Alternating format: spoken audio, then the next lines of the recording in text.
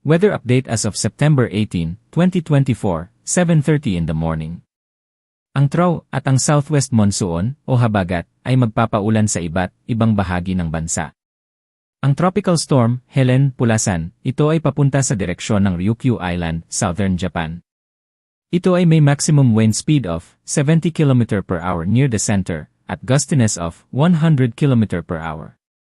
Sa initial 4 to 5 days trajectory. Ang tropical storm Helen, Pulasan, ay magpapatuloy sa direksyon ng southern Japan. Ang trough ng tropical storm Helen, Pulasan, ay nakakaapekto sa bansa, at hinahatak rin ng tropical storm Helen, Pulasan, ang southwest monsoon o habagat. Sa Luzon including Palawan, may mga malalakas na pag-ulan na may kasamang mga isolated thunderstorms at gustly winds o bugso ng hangin, magpapatuloy ito hanggang September 21.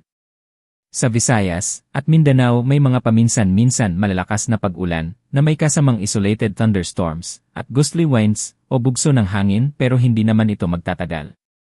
Improved weather para sa Visayas at Mindanao. Ang tropical depression, Henner, ito ay lalakas at posibleng aabot ng typhoon category habang papunta sa direksyon ng southern China at Vietnam area. Ito ay patuloy binabantayan sa mga posibleng mga pagbabago at ang epekto nito sa Pilipinas.